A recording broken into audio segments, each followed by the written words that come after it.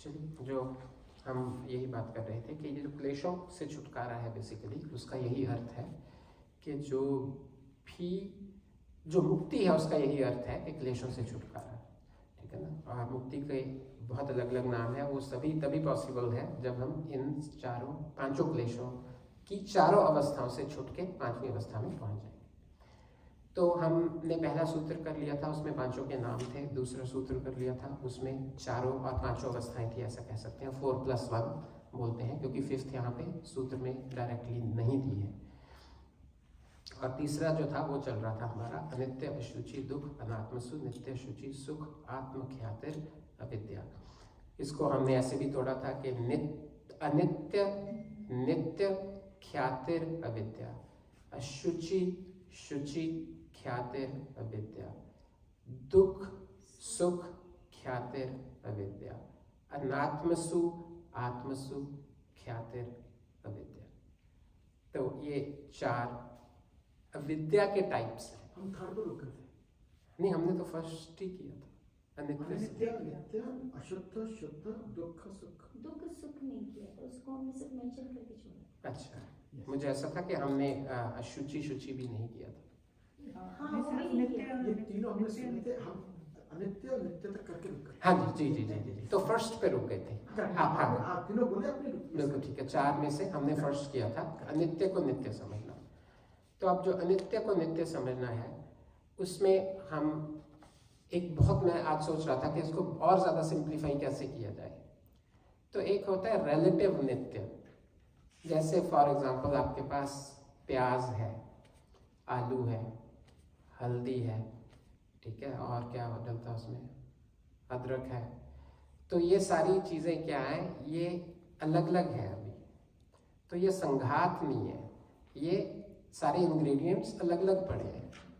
जब इन सारे इंग्रेडिएंट्स का संघात बन जाता है, इसकी सब्जी बन जाती है, तो कंपैरेटिवली सब्जी की शेल्फ लाइफ इनसे बहुत ज़्यादा कम हो जाती है। आप सभी एग्री करेंगे इस बात से, ठीक है। अदरक प्याज हो सकता है महीना भी चल जाए, ज़्यादा भी चल जाए, लेकिन वो सब्जी पक्का 2-3 दिन में जाएगी। तो ये एग्जाम्पल मैंने इसलिए सोचा कि इस एग्जाम्पल को याद रख के एक जो रूल हमारे ग्रंथों में बताया है वो ये बताया है, वेरी सिंपल रूल, कि संसार में जो भी संघात है वो अनित्य है। ये डेफिनेशन हमें याद है। संघात मतलब जो संग्रह है अलग अलग चीजों के मिश्रण से, इंग्रेडिएंट्स हैं जिसमें डिफरेंट इंग्रेडिएंट्स मिला के जो बनाया गया है उसको संघात बोलते हैं। इस संसार में जो भी संघात है वो अनित्य है। और सिंप्लीफाई करता हूँ, इस संसार में आपको जो भी आंख से दिख रहा है वो अनित्य है। और सिंपल हो गया, क्योंकि अगर संघात नहीं होगा, ठीक है, सत्व रज तम है जो मूल प्रकृति के पदार्थ है, वो संघात नहीं है, वो आपको आंख से दिखेंगे ही नहीं। जो चीज भी, हाँ कुछ ऐसी चीजें हैं जो आपको आंख से भी नहीं दिखती और वो भी अनित्य है। कुछ चीजें जो आंख से नहीं दिखती वो भी अनित्य है। अनित्य का मतलब हिमांशु हम टेम्परेरी बोल सकते हैं, ठीक है। लेकिन जो चीजें आपको आंख से दिखती हैं वो सारी 100% अनित्य है। उसमें एक भी एग्जांपल आप नहीं बता सकते जो नित्य हो। अगर साइंटिफिकली सोचे क्या परमाणु नित्य कहलाएगा सबसे छोटा? बिल्कुल ठीक, परमाणु अनित्य है, अणु नित्य है।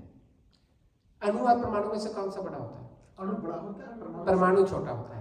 तो परमाणु नित्य है, अणु कंपैरेटिवली अनित्य है, क्योंकि अणु परमाणुओं को मिला के बनता है। तो ये सारे परमाणुओं को और जब पीछे पीछे आके, तो हमारे ग्रंथों में 3 है। जो सबसे मूल तत्व जिसको बोलते हैं, सबसे छोटा परमाणु जिसके आगे टुकड़े नहीं किए जा सकते, अनडिविजिबल, ये बेसिक डेफिनेशन आ गई, बिल्कुल ठीक है, जिसको और तोड़ा ही नहीं जा सकता, जो अंतिम सबसे स्मॉलेस्ट, हाँ इनडिविजिबल, जिसको हम इलेक्ट्रॉन प्रोटॉन न्यूट्रॉन बोलते हैं, या जो भी इसके भी आगे अगर कुछ और है तो हाँ, तो हम उसको सत्व रजतम बोलते हैं, जिसको आगे स्प्लिट नहीं किया जा सकता, वो नित्य होता है। तो आत्मा कहाँ आएगी इसमें? हाँ, आत्मा को भी तोड़ा नहीं जा सकता, आत्मा भी नित्य है। परमात्मा को तोड़ा नहीं जा सकता, परमात्मा भी नित्य है। और प्रकृति के विकृति का जो इंग्रेडिएंट है जिसको हम प्रकृति बोलते हैं, सत्व रजतम, उसको भी तोड़ा नहीं जा सकता, वो भी नित्य है।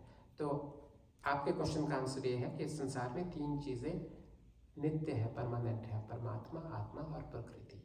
प्रकृति इज अगेन डिवाइडेड इनटू 3, जो कि है सत्व रजतम। तो कई लोग ऐसा भी बोल देते हैं कि 5 चीज़ें नित्य हैं, सत्व रज तम आत्मा परमात्मा, और फिर उसको और डिवाइड करना है तो ये भी बोल देते हैं कि देयर आर 2 कैटेगरीज ऑफ नित्य things, one is animate, one is inanimate. जो लिविंग बीइंग है उसमें परमात्मा और आत्मा, और जो लिविंग बीइंग नहीं है उसमें आ गया सत्व रज तम प्रकृति। अब ये क्यों हमने ये डिस्कशन करी पिछले 5 मिनट कि सबसे बड़ी अविद्या क्या है कि हम अनित्य को नित्य समझते हैं। ये हमने पिछले बार किया था। अनित्य क्या है? जितने भी हमारे शरीर हैं ये सारे अनित्य हैं, जितने हमारे रिलेशनशिप्स हैं ये सारे अनित्य हैं, जितने हमारे मटेरियलिस्टिक रिसोर्सेज हैं ये सारे अनित्य हैं, ठीक है। लेकिन हम इनको नित्य मानते हैं। ये लाइन मैं हर रोज़ याद करता हूँ और आपको भी बार बार बताता हूँ, क्या क्या आप याद कर लें। जो थिक नाथान की बहुत इंपॉर्टेंट लाइन है कि people are not unhappy because things are temporary, people are unhappy because they think that things are permanent. बस ये जो because they think, that thinking itself is called avidya. अविद्या इससे अलग कुछ और चीज़ नहीं है। We have to change that thinking. We should have the capability or intellectual capacity to understand the difference between permanent and temporary. The confusion between permanent and temporary is avidya. Considering temporary as permanent is avidya. And not paying attention to permanent is also avidya. ठीक है ना? जैसे for example एक पति पत्नी है तो उनका एक परमानेंट रिश्ता है किसी के साथ, एक टेम्परेरी रिश्ता है किसी के साथ। परमानेंट रिश्ता है उनका ईश्वर के साथ, टेम्परेरी रिश्ता है उनका एक दूसरे के साथ। अब अविद्या के कारण टेम्परेरी को बना लिया परमानेंट, उस चक्कर में परमानेंट हो गया निगलेक्ट, क्योंकि उसकी ज़रूरत ही नहीं रही। सबको परमानेंसी चाहिए, ये भी हम डिस्कस कर चुके हैं। दुबई से बहुत लोग आते थे हमारे पास, who were making 10 times what they will be making in Canada. I am not exaggerating, 10 times. ठीक है, पर वो कहते they were not offering us to stay permanently in the country. अच्छा, जो भी टेनेंट है वो घर लेना चाहता है, क्योंकि people hate temporary. टेम्परेरी को सब नफरत करते हैं, टेम्परेरी किसी को पसंद नहीं है, परमानेंट चाहिए। रिटायरमेंट को क्यों लोग पसंद करते हैं? उसके बाद परमानेंटली काम करने की ज़रूरत नहीं है। अगर कोई ये कहे कि रिटायर होने के 2 साल बाद आपको फिर जॉब ज्वाइन करनी है, कोई उसको इतनी उसकी अभिलाषा कम हो जाएगी, उसके प्रति आकर्षण कम हो जाएगा। हम सबको परमानेंस चाहिए। और मुक्ति भी क्या है? मुक्ति भी तो परमानेंसी तो है, मतलब वो ठीक है, it is too long a time period which is considered permanent. हाँ, तो वो भी तो ये है कि अब आराम है, अब कब तक है कोई बात नहीं, कल परसों 100, 200, 1000, 5000, लाख, करोड़, साल, अरब, मील, हाँ, साल आराम है। तो परमानेंस तो एक बेसिक ह्यूमन नेचर है, इसको आप नकार नहीं सकते। हर एक को टेम्परेरी से नफरत है। अब और सोने पे सुहागा तो नहीं, क्या बोलते हैं, नीम ऊपर, क्या करेला ऊपर से नीम चढ़ा। एक तो टेम्परेरी से नफरत है और ऊपर टेम्परेरी को परमानेंट मान दिया। ये तो और भी खतरनाक है। आप उस चीज पे खड़े हैं जो टूटेगी, ये समझ के कि ये परमानेंट है, ठीक है। टेम्परेरी से नफरत थी इसलिए फटाफट परमानेंस में आके बैठ गए, पर जिसको परमानेंस समझ लिया वो टेम्परेरी है। तो ये मैं इसलिए बार बार इस डिटेल में जा रहा हूँ क्योंकि हमें इसको अपनी हर चीज पे अप्लाई करना है। पर ऐसा भी तो होता है कि जैसे जो चीज हमें दिख रही है या जिसको हम एक्सपीरियंस कर रहे हैं, वो क्योंकि हम उसे महसूस कर पा रहे हैं, तो उसके लिए हमें वो एक मोटिवेटिंग फैक्टर हो जाता है कहीं ना कहीं। जैसे हम कह रहे हैं ना कि मोक्ष, या जो आप बोल रहे हो कि छूटना सबसे, वो तो हमें पता ही नहीं उसका स्वाद क्या होता है, तो पता ही नहीं हो। तो बिल्कुल ठीक है, आपके सवाल के 2 जवाब हैं। जो फर्स्ट आंसर है वो ये है कि चाहे टेम्परेरी है, उससे जो सुख मिल रहा है, ठीक है, उसको आप कैसे निगलेक्ट कर सकते हैं। तो इस हिसाब से क्या है कि कोई शादी के बंधन में ना बंधे, कोई मकान ना खरीदे, ठीक है, कोई संतान उत्पत्ति ना करे या कोई धन ना कमाए, नहीं, सब कुछ करे, पर उसको पता होना चाहिए कि ये टेम्परेरी है। वो मेंटली ऐसे समझ के चलता है कि अभी चलेगा, अभी चलेगा, अभी चलेगा, अभी चलेगा, अभी कुछ नहीं हो रहा, सब ठीक है, परमानेंट है। तभी अभी हम आगे जाके ऋषियों का संदेश जो दीदी आपने मुझे भेजा था 21 सितंबर को, उसमें से भी एक पंक्ति पढ़ेंगे, उससे और क्लैरिफाई हो जाएगा। ये तो first part of your question है। जो second part of your question है वो भी अभी चलो बता देता हूँ आपको, वो भी बहुत इंपॉर्टेंट है।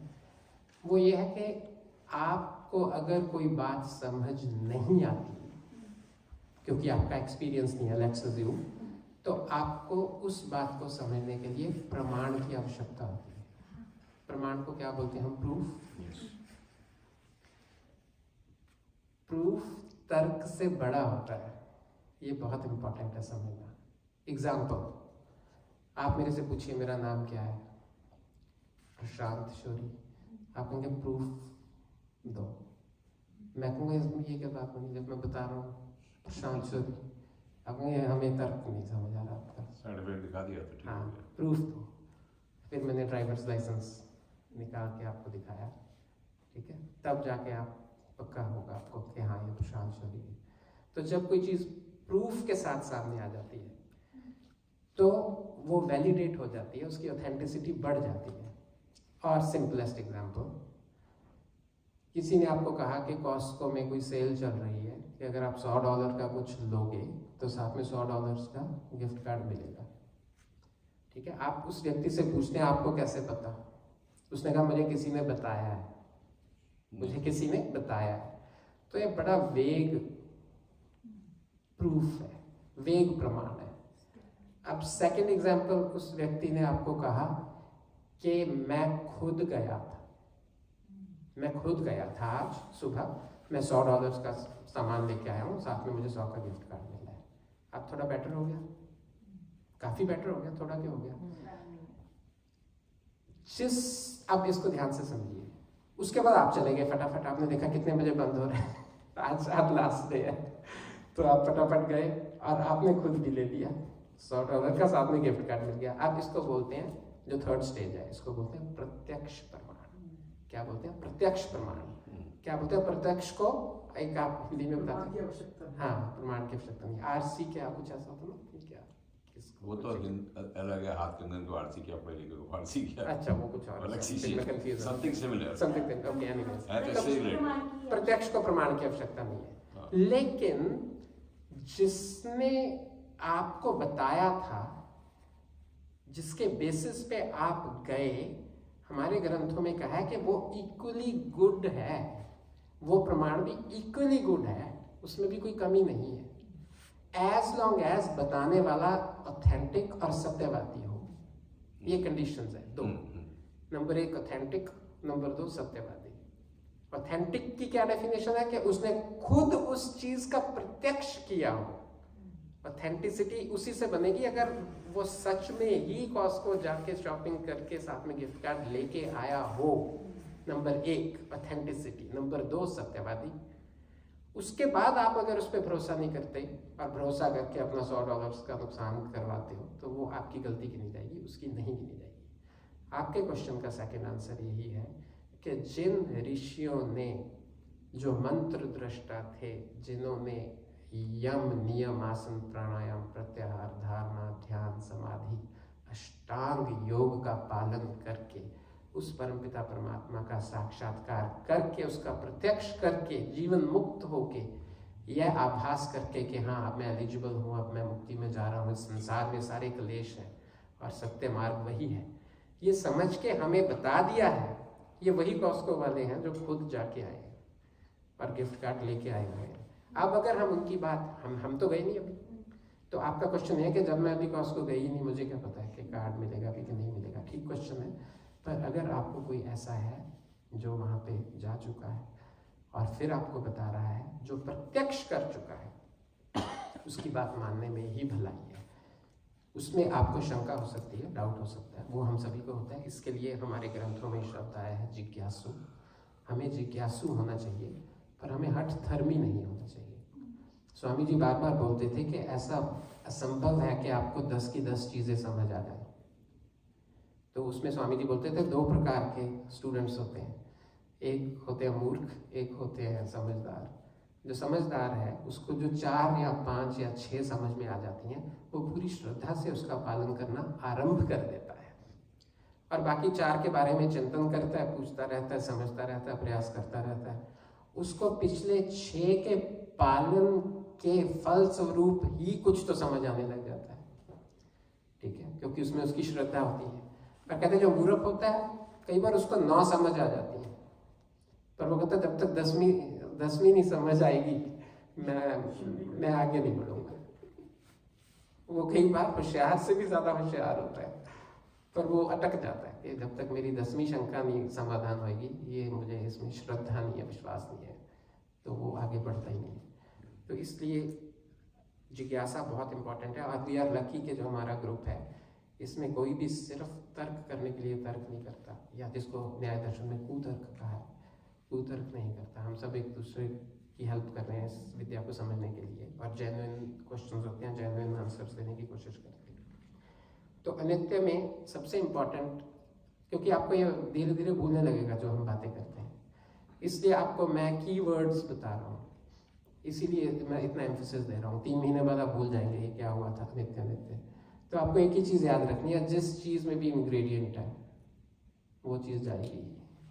आपके घर में इंग्रेडिएंट्स हैं बहुत सारे, ठीक है, आपके शरीर में है, ठीक है, जिस चीज़ में भी इंग्रेडिएंट है वो चीज़ जाएगी बस, चाहे आज जाए, चाहे 10 महीने बाद जाए, चाहे 10 साल बाद जाए। और इसमें भी जब आप और ज़्यादा डिटेल में जाएंगे, बहुत ज़्यादा डिटेल में जाके आप अपने शरीर पे आके अटक जाएंगे, ठीक है। आपको क्योंकि सबसे प्रिय, देखिए सच्चाई यही है, हमें सबसे प्रिय अपना शरीर है, आप जो मर्जी कह लीजिए। हमने बड़े बड़े किस्से सुने हैं, गंगा जी में, हरिद्वार में, कि बेटा बह रहा था, पिता ने हाथ छोड़ दिया, ठीक है ना, उसको लगा कि भाई अब कहीं मैं भी ना साथ चला जाऊं। तो अल्टीमेटली अगर अंतिम सच्चाई जो है, ठीक है, अगर हम ईमानदारी से सोचें, ठीक है, एक्सेप्शंस आर ऑलवेज देयर, पर हमें अल्टीमेटली अपना शरीर सबसे प्रिय है। तो स्वामी जी ये बताया करते थे बार बार कि जो ये सूत्र है, ये सूत्र ऐसे हैं कि ये जितने भी विद्वानों को मैं अभी तक मिला हूँ, जब से मैंने होश संभाला है, वो कहते हैं कि इन सूत्रों पे हम रोज़ चिंतन करते हैं। ये सूत्र ही हमारी फाउंडेशन है, ये सूत्र ही हमें हमारे मार्ग पे टिके रहने के लिए और आगे बढ़ने के लिए हमारे काम आते रहते हैं। तो इनको हम बिल्कुल जैसे होता नहीं अपने कमरे में लगा रखा है अपने सामने लेके। तो इसके स्वामी जी बार बार बोलते थे कि जब आप अनित्य और नित्य के बारे में सोचोगे तो एंड में आते आते आते आप अपने शरीर पे आ जाओगे, ठीक है। तो बस आपको ये याद रखना है कि ये किसी भी दिन जाएगा, किसी भी दिन जाएगा, किसी भी दिन जाएगा। जब बार बार ये सोचते हैं फिर ऑटोमेटिकली नेक्स्ट क्वेश्चंस, क्वेरीज, जिज्ञासा उत्पन्न होने लगती है। तो अगर ये जाएगा तो फिर इसका करना क्या था, ठीक है, तो ये क्यों मिला था, इसके जाने से पहले ऐसा क्या है जो मैं कर लूँ, इसका पर्पस क्या था, इसका औचित्य क्या था, इसका यूटिलिटी क्या थी, इसका यूज़ क्या था। तो अगर ये जाएगा तो इसका मतलब ये मैं हूँ या ये मेरे से अलग है, मैं कौन हूँ, ये कौन, ये सारी चीज़ें आएंगी आगे, इन्हीं सूत्रों में आएंगी, इसी की डिटेल। तो फिर आपको एक पूरा आकाश मिलता है एक्सप्लोरेशन के लिए, और आप आगे आगे बढ़ते जाते हैं इस मार्ग पे। तो मैंने यही लिखा कि your relationship with your body, your relationship with other living beings, your relationship with materialistic possessions, ठीक है, ये सभी चीज़ें। और योग दर्शन में जो उसको जिन्होंने क्या कहते हैं उसका भाष्य किया है, उन्होंने ये भी लिखा है कि फिर जो कोई अविद्या में रहता है इस तरह की, तो उसका क्या नुकसान है। सबसे बड़ा नुकसान तो यही है कि वो क्लेशों में ग्रस्त रहता है। उससे भी बड़ा नुकसान क्या है कि जो वो कर्म करता है, उन कर्मों में लोभ, उन कर्मों में पाप, उन कर्मों में हिंसा, वायलेंस, उन कर्मों में परिग्रह, ठीक है, ये सारे उसके जीवन में आ जाते हैं, बुराइयां आनी शुरू होती हैं। फॉर एग्जाम्पल, आप किसी को अगर ये लगता है कि मैं तो परमानेंट हूँ, मैं तो मरूंगा नहीं, ठीक है, तो वो क्या करेगा, वो अपने जीवन में कहेगा कोई बात नहीं, दूसरे का थोड़ा नुकसान भी हो रहा है, करो, ठीक है ना, हमें अपना जुगाड़ करना है, हमें अपना कंफर्ट देखना है, हमने तो बहुत जीना है अभी, दूसरा जिए ना जिए हमें क्या, ठीक है ना। तो उसमें ऑटोमेटिकली पाप, हिंसा, अत्याचार, बुराई, सारे अवगुण धीरे धीरे आने लगे, एंड वाइस वर्सा। जिसकी जितनी जितनी, ओहो मुझे स्वामी जी की बात याद आती है। स्वामी जी के पिताजी ने उनको, जब स्वामी जी को वैराग्य हुआ, अपने खेत में बिठा दिया एक बार। तो उनको लगा कि ये अब किसी काम का नहीं है, ना ये घर पे काम करता है, अकेला ही बैठा रहता है, सोचता रहता है, तो कम से कम इसको जो गेहूं के वो पड़े हैं भंडार, है ना, उसके सामने बिठा देता हूँ, चिड़िया ही उड़ाएगा, ठीक है। तो जब स्वामी जी के पिताजी आए तो उन्होंने देखा कि मतलब काउंटलेस चिड़ियाँ हाँ बैठी हैं, वो तो ऐश हो रही है उनकी। तो उन्होंने आके, स्वामी जी कहते हैं उन्होंने पहला पत्थर तो जैसे मेरे मारा आके पिताजी ने कि भाई क्या कर रहे हैं। तो कहते मेरा थॉट प्रोसेस ये चल रहा था कि ना तो ये अन्न मेरा है, ना ये चिड़िया मेरी हैं, किसी और का अन्न है, किसी और की चिड़िया है, ठीक है। तो क्यों? क्योंकि वो परमानेंस और टेम्परेरी में ना कि डिफरेंट माइंडसेट था।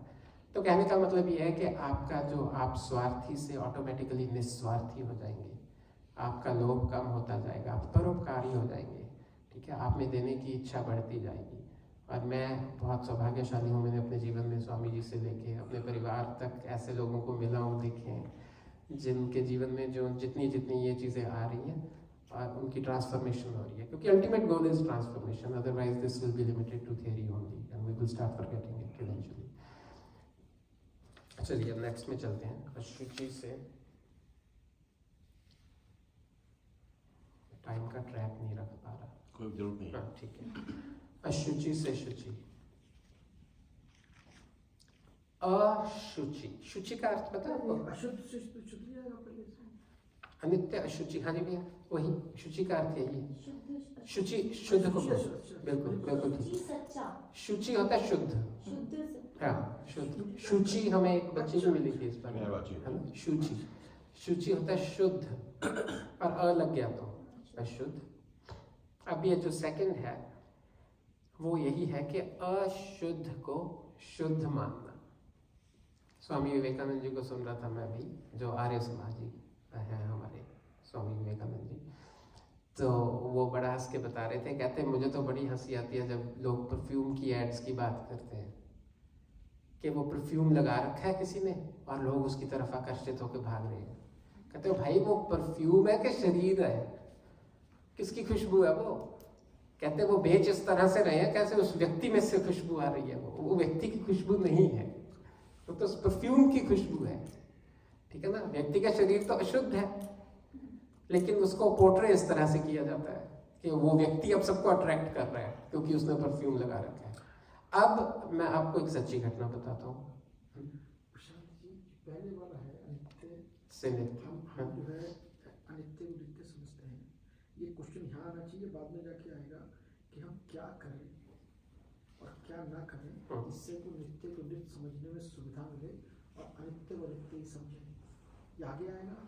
हाँ थोड़ा सा टच कर सकते हैं अभी, थोड़ा सा अभी टच आगे आएगा नहीं, आगे शायद ना आए, लेकिन ये तो अल्टीमेट गोल है क्या हमारा। होता है कि मैंने पढ़ लिया, हाँ, बड़ी सुंदर बात लगी, सब में पूरी तरीके से आ गया और आपसे सुना, बिल्कुल। फिर आपसे सुना, फिर आपसे। पिछली बार आपने बताया था, टच किया था आपने सुना, तो इससे what is in it for me to take away, बिल्कुल जो मैं करूं बिल्कुल ठीक जिससे है, कि मैं इससे बाहर आ सकूं। बिल्कुल ठीक है। आपका सवाल बेसिकली ये है कि शाब्दिक ज्ञान को व्यावहारिक ज्ञान कैसे बनाएं। बिल्कुल सही। माँ ने बच्चे को कहा कि ये पैन गर्म है, लेकिन जब माँ इधर उधर गई, जब उसने हाथ लगाया और फिर वो रोया आधा घंटा, उसके बाद वो ज्ञान व्यावहारिक बन गया। उसके बाद माँ ने गुस्से में आके उसका हाथ पकड़ के भी पैन की तरफ किया, वो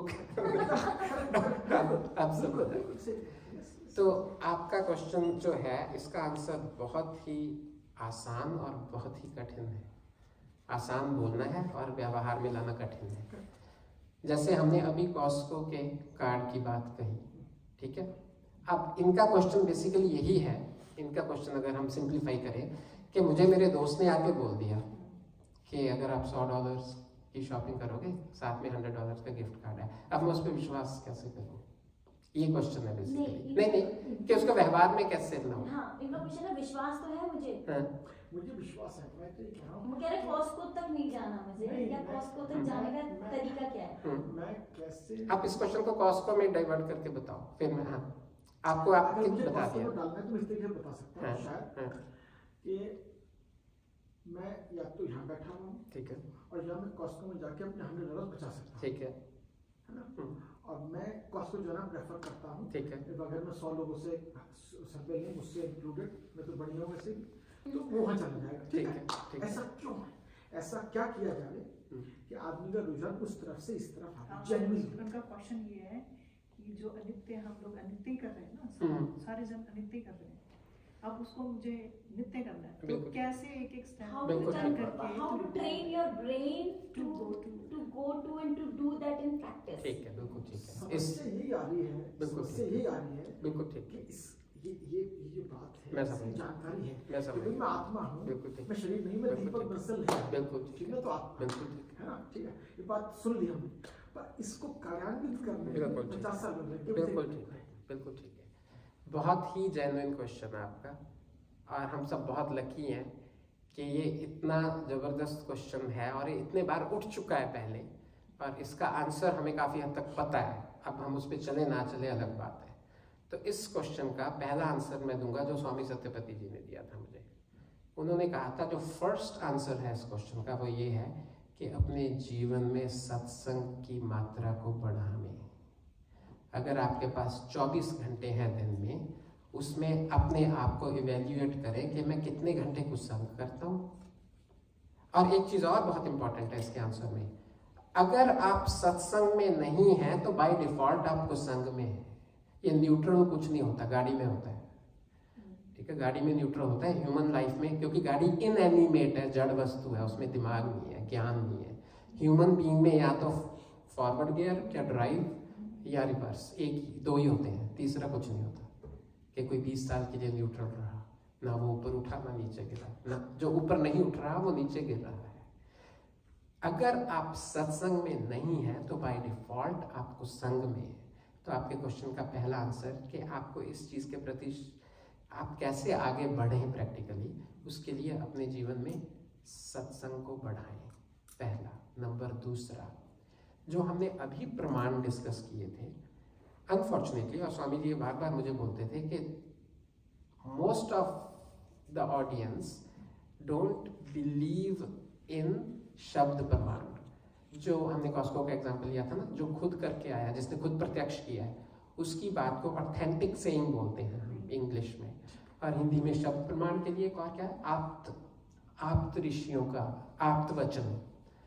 कहते हैं हमें उस पर विश्वास नहीं है, तो आप कुछ ऐसा करें जो कि सत्संग से होगा, जितना मुझे समझ आता है, कि आपको आप्त ऋषियों की बातों में विश्वास बढ़े, उसके प्रति श्रद्धा बढ़े। हम में उनके प्रति श्रद्धा नहीं है। अगर कोई ऋषि ने ऐसा कहा कि जो प्रातः सब जल्दी उठेगा या जो सूर्य अस्त होने से पहले भोजन करेगा उसका स्वास्थ्य ठीक रहेगा, हमने सुन लिया, लेकिन क्योंकि हमें इस वाक्य में श्रद्धा नहीं है इसलिए हम कहते हैं कोई बात नहीं। आप कुछ कहना चाहते? इसमें मैं एक और बात जो मैंने पढ़ी और स्वामी जी और उनके शिष्यों से सुनी, वो ये थी, हे हेतुहान हानोपाय, कि जो ये कार्य ना करने से मुझे हानियां होंगी और ये कार्य करके जो मुझे लाभ होंगे, वो कहते हैं सामने अपनी लिस्ट बना के लगा लो और रोज उसका चिंतन करो। अनित्य को अब यदि हम नित्य समझते हैं तो इससे मुझे क्या हानियां होंगी, और अगर मैं अनित्य को नित्य, अनित्य और नित्य को नित्य समझूंगा तो उससे मुझे क्या लाभ होंगे। अगर कॉस्को वाला एग्जाम्पल यूज करें तो हो सकता है मैं गलत हूँ, मुझे ठीक कर देना, कि किसी ने बता दिया, ऋषियों से हम कनेक्ट कर रहे हैं ना, ये कि ऋषियों ने लिख दिया इसमें और मुझे लग रहा है कि मुझे क्या फ़ायदा है, मैं क्यों ऐसा करूं। किसी ने बता दिया कि कॉस्को में ये डील है, फिर मैं सोचूं मैं क्या, मुझे क्या फ़ायदा, बढ़िया टीवी देख रहे हैं, नेटफ्लिक्स चल रहा है या दोस्तों के साथ बैठे हैं, क्या ज़रूरत है जाने की, ठीक ठाक तो चल रहा है।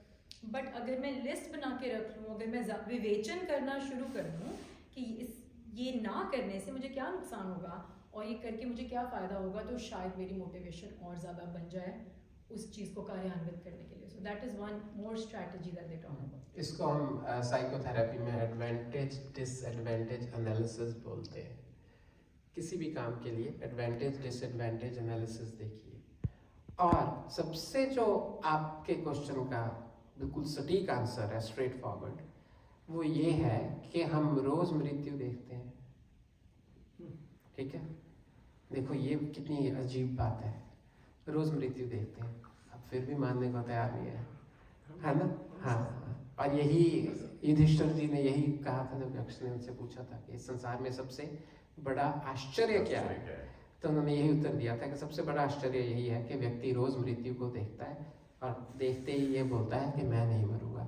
इसके लिए हमारे ग्रंथों में क्या एक टर्म आती है, शमशान वैराग्य. जब व्यक्ति शमशान में होता है तो पूरे वैराग्य में होता है. शमशान से निकलते निकलते निकलते पापा हमें, मैं बहुत छोटा था तब सुनाते होते थे, कहते घर आता है, आके एक वो है परंपरा के नहाओ, नहाते नहाते बीच में अपनी धर्मपत्नी को बोलता है मैंगो शेक बना लो चित्रहार के साथ. हाँ, मैंगो शेक पिएंगे. तो कहते हैं बिल्कुल आधे घंटे में ही, 30 मिनट में ही वो पूरा पलट जाता है, शमशान वैराग्य उसका. तो ये तो, और मुझे तो सिर्फ यही समझ आया है कि जितना आप में सत्संग बढ़ेगा उतनी आपकी इसके प्रति श्रद्धा बढ़ेगी. देखो इससे बड़ी विडंबना, और मैं क्या कहूँ, इससे बड़ी हम सभी की मूर्खता क्या होगी कि हम अपनी आंखों के सामने शरीर को जाते हुए देखते हैं और उस शरीर को नहलाते हुए देखते हैं, उस पे कफन ओढ़ते हुए देखते हैं, उस पे क्या कहूँ मैं, लकड़ी और वो रखते हुए देखते हैं, रखते हैं, खुद रखते हैं. मुझे अनफॉर्चुनेटली खुद ये सब करना पड़ा इस जुलाई में, अगस्त में अपने ताऊ जी के लिए. तो फिर वही कुछ दिन वो आपके स्तर पे है. किसी का शमशान वैराग्य 3 घंटे का होता है, किसी का, और मुझे एक ऐसे भी व्यक्ति मिले, अब चलो मैं तो नाम नहीं बता रहा उनका, वो कहते हैं हमारा शाम को ही थोड़ा ड्रिंकिंग का प्लान वगैरह बन गया था 2-3 दोस्तों का. वो भी उसको कहते हैं, तो हमें लगा कि ऐसे जीवन में दुखी थोड़ा बैठे रहते हैं, अब ठीक है जो हो गया सो हो गया, ठीक है, हम शाम को आप तो थोड़ा फन करें. तो ये आपकी उस पर डिपेंड करता है कि आप कितना ज़्यादा विवेचन. और तीसरी चीज़ जो स्वामी जी कहते थे, जो एक भजन में भी आती है, चिंता की नहीं बात जो चिंतन से काम लो. और बहुत अच्छा, हमें एक दार्शनिक थे, विद्वान, वो कहा करते थे कि the only difference between human being and other species is that human can contemplate. ठीक है, पशु चिंतन नहीं कर सकता, मनुष्य चिंतन कर सकता है. और इंटरेस्टिंग चीज़ क्या है, पशु चिंता भी नहीं करता. मैं आजकल एक किताब पढ़ रहा हूँ, उसका नाम है why zebras don't have ulcers. Zebra को अल्सर क्यों नहीं होता? क्योंकि ज़ीब्रा देखता है कि वो शेर बैठा है उधर और ये पानी पी रहा है, वो देखता है कि अभी मैं उससे आउट ऑफ रीच हूँ, आराम से पानी पीता है. ध्यान से सुनिएगा इस बात को. जब शेर भागने लगता है उसकी तरफ, जब वो अपना एस्टिमेट लगा लेता है अब it's the right time, zebra भागना शुरू कर देता है और बच जाता है. लेट्स अज्यूम बच जाता है. लेकिन अगली सुबह उठ के ज़ीब्रा इस चिंता में नहीं रहता कि कल देखो क्या हुई थी, और वो होएगी नहीं. हाँ, वही जाके घास खा रहा है. वो इस चिंता में नहीं रहता कि जो कल मेरे साथ हुआ था वो दोबारा भी हो सकता है. ठीक है, ये चाहिए ब्यूटी भी ह्यूमन स्पीशीज को. इसको क्या स्पीशीसिज्म, इसको बोलते हैं स्पीशीसिज्म, जो हम लोगों में है कि वी आर सुपीरियर. ये राइट सिर्फ हमें ही है, इतना इंटेलेक्ट सिर्फ हमें ही है चिंता करने का, ज़ीब्रा को नहीं है. लेकिन हमें ये ध्यान देना है कि चिंतन करने का राइट भी सिर्फ हमें ही है. आप जो जो अपना सत्संग बढ़ाएंगे उसका लाभ क्या होगा कि it is basic human nature, we eventually get influenced by whosoever we are with. मेरे फादर ने मुझे एक बहुत अच्छी बात कही थी जब मैं इंजीनियरिंग कॉलेज में गया था. उन्होंने कहा, जो संस्कार मैंने तुझे दिए हैं, क्या तुम मदिरा पान करोगे? तो मैंने कहा मैं नहीं करूँगा. तो कहते अगर आप नहीं करोगे तो अच्छी तरह एक बात सुन लो. मैंने कहा क्या? कहते आपके बहुत से दोस्त होंगे जो मदिरा पान करेंगे. मैंने कहा ठीक है. कहते कहते जब वो मदिरा पान कर रहे हो आपने वहां नहीं बैठना, बस ये नियम है, चाहे जो मर्जी हो जाए। और मेरा इतना सौभाग्य था, मेरा बहुत अच्छा मित्र था, अभी भी वैंकूवर में है और हो सकता है ये रिकॉर्डिंग भी सुन ले, लेकिन उसने वो कई बार क्या होता तैयार होके निकल रहा होता, मैं उसको कहता हाँ भाई अमन मुझे नहीं ले जा रहा आज आपका प्रोग्राम नहीं है। कहता उसको पता लग गया 2-3 महीने में कि ये किस कैटेगरी में है, ये नहीं जाएगा। कहता आज हमारा प्रोग्राम है कुछ लोगों, मैंने कहा अच्छा आज जाओ ठीक है। तो ये एक अंडरस्टैंडिंग हो गई थी कि एक बार वो अकेला जाएगा दूसरों के साथ, एक बार मेरे साथ जाएगा। जब मेरे साथ जाएगा तो नेचुरली तो हम इन्फ्लुएंस होते हैं, it is our basic nature, इसलिए हमें कोई झुठला नहीं सकता। क्योंकि हम ईमानदारी से देखें, हम इस कंट्री में भी इन्फ्लुएंस होके आए हुए हैं। अगर आप ईमानदारी से देखें, आप कनाडा में क्यों हैं, आपने ज़रूर ऐसा संग किया किसी का जिसने आपको बार बार कनाडा की अच्छाई बताई या यूनाइटेड स्टेट्स की अच्छाई बताई, या जो भी धीरे धीरे हम पे इतना असर हुआ कि हमने ये बोल्ड स्टेप लिया और आज हम यहाँ हैं। ठीक है, और कुछ लोग यहाँ से वापस क्यों जाते हैं, वो इसीलिए जाते हैं, उनको बार यही दिखाया जाता भी हाँ सब ठीक है, वहाँ सब ठीक है, अब वहाँ है कोई बात नहीं, आजा और इन्फ्लुएंस होके चले जाते हैं। तो जितना आप में सत्संग की मात्रा बढ़ेगी उतना आप में उसी चीज़ के प्रति आकर्षण और चिंतन बढ़ता जाएगा और धीरे धीरे आप इन्फ्लुएंस होते जाएंगे। कुछ लोगों के पिछले जन्म के इतने जबरदस्त संस्कार होते हैं, मुझे अब नाम नहीं याद आता। एक जब हमारे दशहरे और दिवाली के बीच में रामलीला बोलते हैं, रामलीला होती है, तो उसमें कुछ और भी नाटक होते हैं 2-3, जैसे एक अपना हरीशचंद्र जी का नाटक होता है, एक इस तरह के 2-3 नाटक भी दर्शाए जाते हैं वहाँ पे। तो उसमें किसी गांव के लड़के को उन्होंने सन्यासी का रोल दिया, तो रोल करने के बाद उन्होंने उसको कहा कि भाई अब टाइम खत्म हो गया, कपड़े वापस करो। वो कहता हमने ले लिया संन्यास, कहता अब कपड़े नहीं वापस होंगे, अब तो इस न्यास के लिए अपने आप को एलिजिबल बनाया जाएगा, संन्यास तो ले चुका अपने। तो कई बार ऐसे भी प्रबल संस्कार होते हैं पिछले जन्म के, लेकिन आप उन संस्कारों को वो माहौल तो दो, ठीक है, वो एटमॉस्फेयर तो दो, क्या पता आपके जो ही वही 4 दबे हुए अच्छे संस्कार जो हैं दबे हुए वो भी उदार होंगे, क्यों नहीं होंगे? जब बुरे उदार होते हैं तो अच्छे क्यों नहीं उदार होंगे? ठीक है ना। तो इसलिए आपको सत्संग बढ़ाना है, और जितना आप में सत्संग बढ़ता जाएगा उतना आप इस बात पे प्रैक्टिकली चलना शुरू हो जाएंगे। मतलब सिर्फ सत्संग की कमी होने के कारण हम साक्षात अपने आगे मृत्यु देख के भी मृत्यु को नहीं मान रहे। कितनी इंटरेस्टिंग बात है, हम साक्षात आगे देखिए कितनी इंटरेस्टिंग बात है। मेरे सामने जलेबी रख दीजिए आप साक्षात, मैं उसको मानने को तैयार कि हाँ ठीक है ये जलेबी है, लेकिन हम साक्षात मृत्यु को सामने देख के ये मानने को तैयार नहीं है कि मृत्यु होगी। ठीक है, इसकी होगी मेरी नहीं होगी। जब वो शरीर भी संघात था, हम भी संघात हैं, या तो हम संघात ना हो। ठीक है, तो अब हमारा समय तो हो गया है, पर मैं आज फिर भी थोड़ा सा अशुचि और शुचि के बारे में थोड़ी सी बात और कर लेते हैं, ताकि फिर हम इसको और डिटेल में करना पड़ेगा, इसको मैं जल्दीबाजी नहीं करेंगे। 5 तक कर लो। हाँ जी 5 तक कर लो। चलो 4:45 तक कर लेते, 4:45 तक कर लेते, ठीक है तक। तो अशुचि को शुचि मानना, हाँ आप अब नित्य और अनित्य की बात कर रहे थे। हाँ, उसमें एक चीज़ और है कि हम अनफॉर्चुनेटली नित्य को अनित्य मानते हैं, ये भी उतना बड़ा अपराध है। बहुत से लोग ये मानते हैं कि ये शरीर ही सब कुछ है, ठीक है, ये शरीर ही लिविंग बीइंग है, तो जब शरीर चला जाता है वो इसको आत्मा की मृत्यु मान लेते हैं। तो, जी मेरी जो समस्या है वो ये नहीं है कि नित्य को मैं नहीं नित्य समझता और नित्य को अनित्य नहीं समझता। आप शाब्दिक ज्ञान है, हाँ शाब्दिक ज्ञान है पूरा, व्यावहारिक समझ लीजिए। Sorry to exaggerate this, but समस्या इज इन द इम्प्लीमेंटेशन। हाँ, व्यवहार में बिल्कुल ठीक है, वो सत्संग से आएगी, वो सत्संग से आएगी। हाँ, स्टे एट होम, सत्संग से आएगी।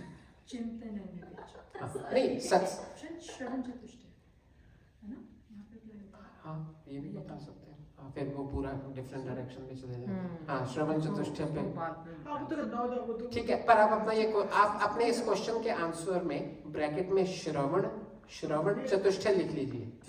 क्योंकि फिर ये इस पे पूरा डिस्कशन है। फिर आपने कहा चिंतन करिए, स्वामी जी का लिख के लगा लेते हैं आपके सामने, बार बार दिमाग में आए। सत्संग करिए, सत्संग करिए। चिंतन आप उसी का करेंगे जिसका आप संग करेंगे। इस संसार में कोई ऐसा मनुष्य नहीं है जो चिंतन नहीं करता, पर चिंतन गलत चीज का होता है। चिंतन is not the first step, it will automatically start on the basis of the सत्संग यू आर हैविंग और कुसंग यू आर हैविंग। सत्संग कैन बी गुड बुक्स, मतलब जो आप पढ़ते हो, yes. you read more maybe, yeah. ना सत्संग नहीं, और सत्संग भैया तो आपकी प्रॉब्लम हम सबकी प्रॉब्लम है, नेचुरली आपका सवाल हम सबका सवाल है। हम जितने आपको भी स्ट्रैटेजीज बता रहे हैं, हम अपने लिए स्ट्रैटेजीज सोच रहे हैं, इसलिए हम आपकी स्ट्रैटेजी इस कमरे में We जितने are भी लोग हैं। brainstorming together on हाँ। that.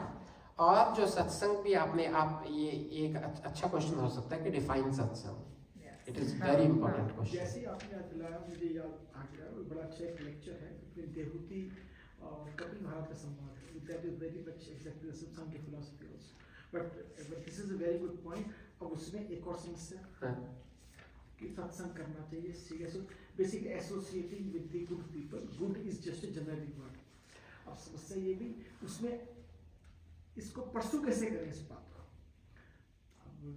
ठीक है। एक एग्जांपल, ये मुझे ऑफिस भी जाना है, एक एग्जांपल है ठीक क्योंकि है। आपको चले ठीक है, अब उसमें गप्पे भी लगानी है, बिल्कुल ठीक है। वहाँ पे कॉफी भी होती है, ठीक है, ऑफिस घर भी जाना, ब्लैक फ्राइडे की डील भी लगी है। I'm just trying to relate it in a practical world, and still we end up knowing this is the problem, knowing that this is not right, still doing it.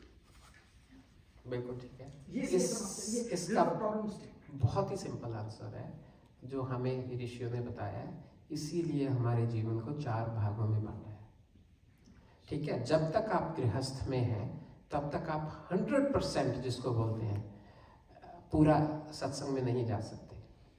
तभी जो हम कर्मों के प्रकार बोलते हैं उसमें मिश्रित कर्म एक होता है, एक होता पुण्य, एक होता पाप, एक होता है मिश्रित कर्म। मिश्रित कर्म क्या होता है? जब किसान फसल बोता है तो उसमें बहुत सारे कीड़े ऊपर निकलते हैं और फटाफट चिड़ियाँ उसको खाती हैं और बहुत सारे कीड़े हल और उसके ऑपरेटर्स जो टूल के बीच में फंस के मरते हैं। लेकिन अब उस अन्न से कई लोगों का पेट भी भरता है। अब फिर वो कौन सा कर्म हुआ? वो पाप हुआ कि पुण्य हुआ? पाप भी है पुण्य भी है। जहाँ पाप भी है पुण्य भी है उसके लिए शब्द आता है मिश्रित कर्म। हम कर्म फल पे भी पहले भी डिस्कस किया हमने, कितने भी बार करते रहे क्योंकि ये तो इम्पोर्टेंट टॉपिक्स हैं। तो मिश्रित कर्म होगा आपका गृहस्थ में। गृहस्थ में पूरे का पूरा आप सत्संग नहीं कर पाएंगे, बिल्कुल ठीक है। तभी ऋषि मुनियों ने हमें कहा है then move forward to the next ashram. हमेशा स्वामी विवेकानंद जी ज्ञान कहते थे कि अगर कोई चौथी में बार बार फेल हो रहा है, हमारा बच्चा कोई 4th में फेल हो ही जा रहा है, तो हमें 1 साल 2 साल 3 साल हमें लगेगा भी ये तो किसी काम का नहीं है, कहते हैं, और हम पता नहीं कितने साल से हो रहे हैं। ठीक है, अपने पे हम ध्यान नहीं दे रहे, तो हम अगले आश्रम में जाने ही नहीं चाहते, उसकी तैयारी ही नहीं करना चाहते।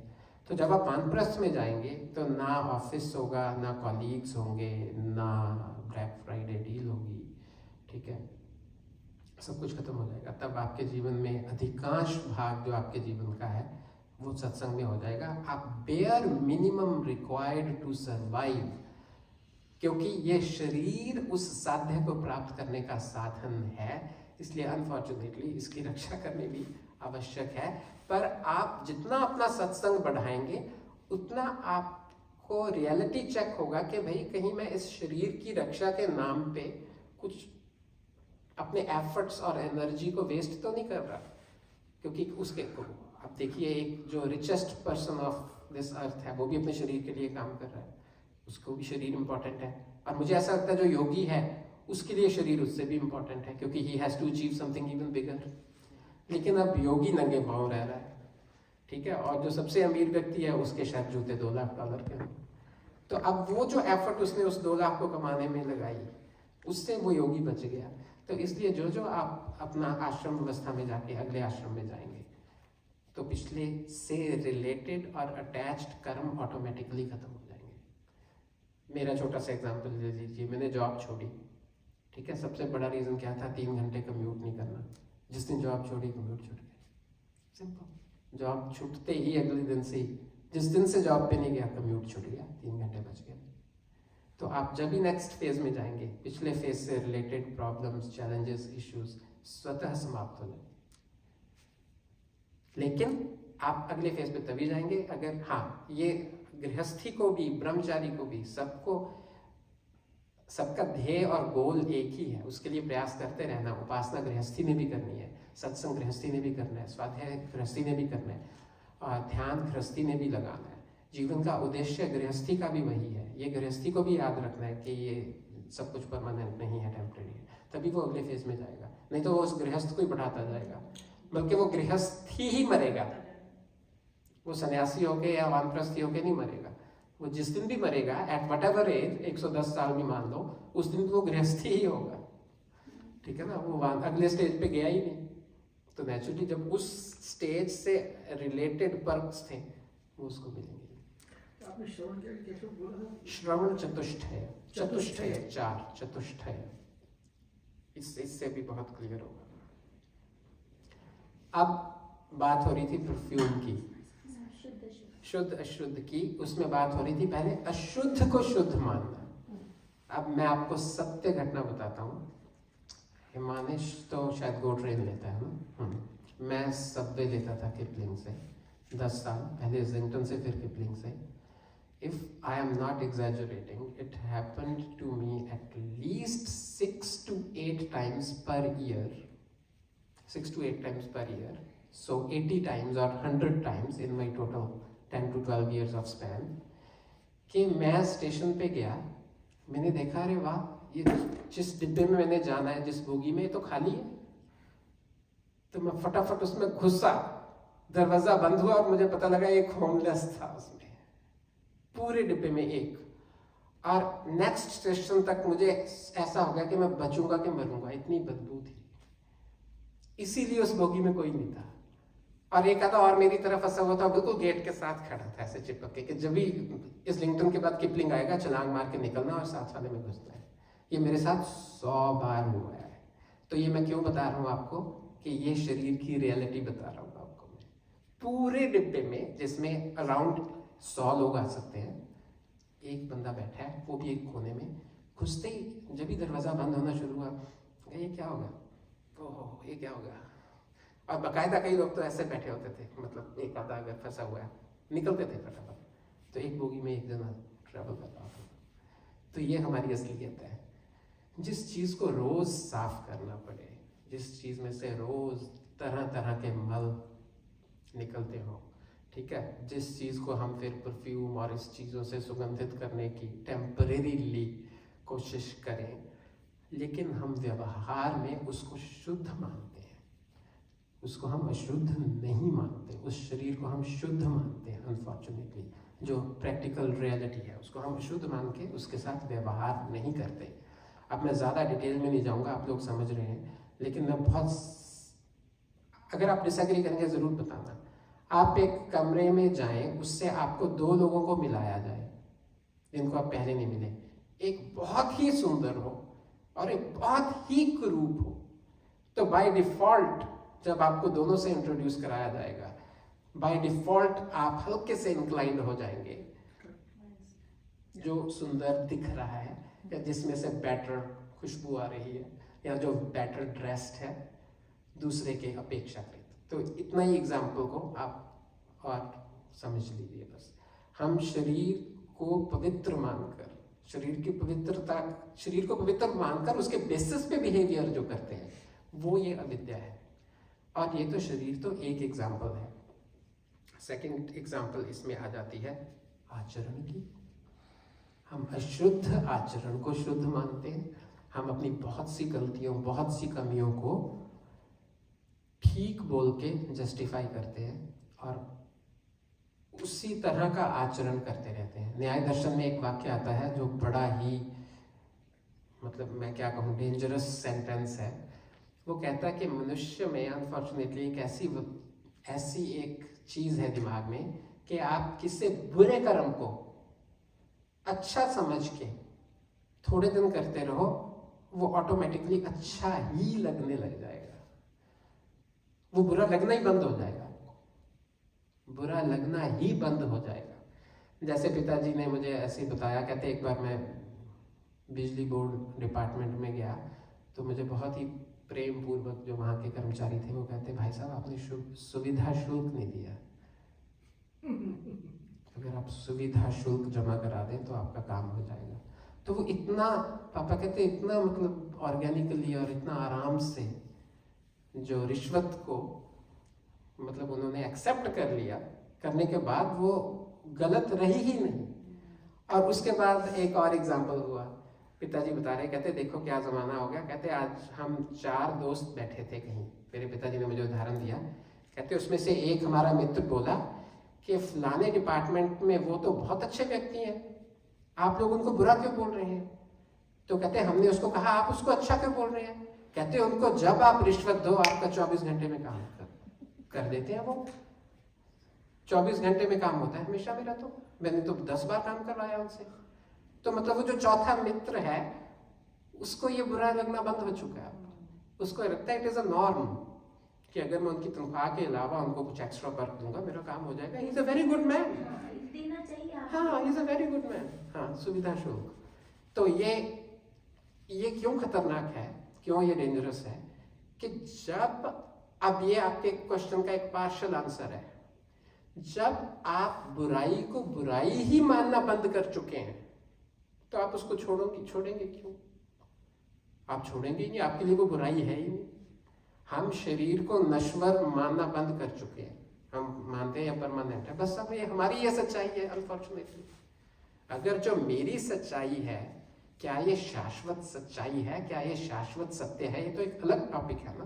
पर ये अगर मैंने चश्मे का जो ग्लास है हरा है मेरा, तो मेरी दुनिया तो हरी है ना, मुझे तो सब कुछ हरा दिखेगा, हरा है तो नहीं। तो इसलिए ये भी एक प्रॉब्लम है कि हम अगर किसी बुरी वस्तु को, बुरे विचार को बार बार अपने आप को कन्विंस करते हैं, शुरू में टाइम लगता है, किसी को हफ्ता लगता है, महीना लगता है, 6 महीने लगते हैं, साल लगता है, ठीक है। It's very unfortunate and this is the example I read in one of the spiritual literature books कि इवन पीपल हु जो अपने शरीर को बेचते हैं, ठीक है, उनको भी शुरू में बहुत कठिनाई होती है, बाद में उनके लिए एक नॉर्म हो जाता है, उनको लगता है कि नहीं कोई खास बात नहीं, it is just like other professionals. तो वो बुरा लगना कम होने लग जाता है, फिर वो ठीक लगने लगता है। तो इसलिए ये बहुत ज़्यादा ध्यान देने की ज़रूरत है कि अगर हम इन चीज़ों पे काम नहीं करेंगे तो हमें ये अपनी गलती बेसिकली अगर किसी को कहो तुम में अविद्या है तो वो जानबूझ के थोड़ा विद्या है, उसके लिए वही ठीक है, इसीलिए तो वो कर रहा है। कौन ऐसा है जिसको पता हो कि ये गलत है और वो फिर भी करे? हमें पता है -20 है, हम फिर भी बिना जैकेट के क्यों जाएंगे? अगर हमें पता ही नहीं है बाहर -20 डिग्रीज है, तभी हम बिना जैकेट के जाएंगे। तो हमारी वही सच्चाई है, इसलिए हमें ध्यान रखना है। तो इसी प्रकार अशुद्ध भोजन को शुद्ध समझना, ये भी एक अशुचि को शुचि है। अब अशुद्ध भोजन में हम ज़्यादा डिटेल में नहीं जाएंगे, आप समझ रहे हैं। मांसाहार तो बहुत दूर की बात है, यहाँ सभी लोग शाकाहारी हैं ऐसा मानता हूँ मैं, और शाकाहारी में बहुत ज़्यादा प्रॉब्लम है, वो भी आगे देखनी है, ठीक है। तला हुआ और ज़्यादा मिर्च मसाले, ज़्यादा तामसिक भोजन, जिसको हम बोलते हैं कि शाब्दिक रूप से अशुद्ध है, पर हम कहते कोई बात नहीं आज खा लो, ठीक है। बहुत बार होता है, हम सभी के साथ होता है। कल हमारे पास एक गेस्ट आए थे, वो डायबिटिक थे, तो मैंने एकदम चीनी डाल दी चाय में, मैंने कहा हो मैं दोबारा बनाता हूँ, कहते नहीं कोई बात नहीं आज पी लेंगे, ठीक है ना। तो वो चीज़ उनके लिए ठीक नहीं थी, फिर भी उन्होंने ग्रहण की। और ये तो उनका एग्जाम्पल दिया, मेरे साथ 1000 बार हो चुका, हम सभी के साथ होता है। तो हम अशुद्ध को भी शुद्ध मान के खा लेते हैं। तो मैं ढूंढ रहा था, तो कई लोग पूछते हैं कि ये कहाँ लिखा है कि मांस मत खाओ। तो एक वेद मंत्र का हिस्सा मुझे मिला, उसमें लिखा है मांसम न अश्नियात, तो इसका हिंदी में अर्थ हुआ मांस मत खा, ठीक है। तो ऐसा लिखा हुआ है, तो मुझे लगा कि चलो ये भी मैं डिस्कस करूं। तो हमने अभी डिस्कस किया अशुद्ध को शुद्ध, इसको आपने और घर जाके इलेबोरेट करना है, ठीक है। अशुद्ध विचार, अशुद्ध शरीर, अशुद्ध भोजन, अशुद्ध आचरण, ठीक है, ये सारे जो हैं इनको हम शुद्ध मान के करते रहते हैं। अशुद्ध आचरण फॉर एग्जाम्पल कि जैसे गंगा स्नान से सारे पाप धुल जाएंगे, ये क्या है? अशुद्ध आचरण, ठीक है, इससे तो पाप नहीं धुलेंगे। या एक बहुत अच्छा, मैंने पहले भी सुनाया था आपको, गुरबानी में एक शब्द आता है बहुत अच्छा, योग शब्द बोलते हैं गुरबानी में योग के लिए, ठीक है। जिसको हम योग बोलते हैं, मुंडी बोलते हैं सर को, मुंडा आना बोलते हैं, मतलब इसको उस तरह फिरवा लेना। ठीक है, कहता जोग ना मुंडी मूंड मुंडाए, जोग ना ताड़ी लाइए। ताड़ी होता है कि आंखें बंद करके बैठने को। जोग ना मुंडी मूंड मुंडाए, जोग ना ताड़ी लाए, जोग न देश देशंतर पवय। जैसे आप जाए जी बद्रीनाथ, अच्छा आपका वो रह गया, फिर केदारनाथ रह गया, देश देशंतर पवय, वो कर लो आप बस। आपके 4 हुए नहीं, अच्छा 4 कर लो। आपके वो 6 नहीं हुए, 6 कर लो। जोग न देश देशंतर पवय, जोग न तीर्थ नाय। जोग गंगा में स्नान नहीं है। अंजन माहि निरंजन रहिए, अंजन माहि निरंजन रहिए, जोग जुगत इव पाइए। गली जोग न होए, ये एक शब्द है।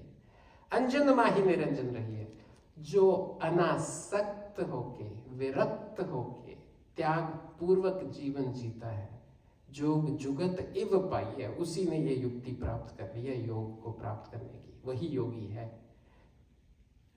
ठीक है, ना सर मुंडाने से, ना चौकड़ी मार के बैठने से, ना आंखें बंद करके बैठने से, ना सारे तीर्थ जाने से, ना होली वाटर में स्नान करने से, इससे योग की प्राप्ति नहीं होती। योग की प्राप्ति तो तब होती है, जो आपने अभी कहा, जब वो जीवन पे आ गया, जब आप अनासक्त होके जी रहे हैं, जब आपको पता है सब छूटने वाला है, मैं किसी के साथ अटैच्ड नहीं हूँ, डिटैच्ड होके जी रहे हैं, यहाँ तक कि अपने शरीर से भी डिटैच्ड होके जी रहे हैं, तब जाके आपको योग की प्राप्ति होती है। चलिए यहीं ख़त्म करते हैं, हम आगे फिर कंटिन्यू करेंगे इसको।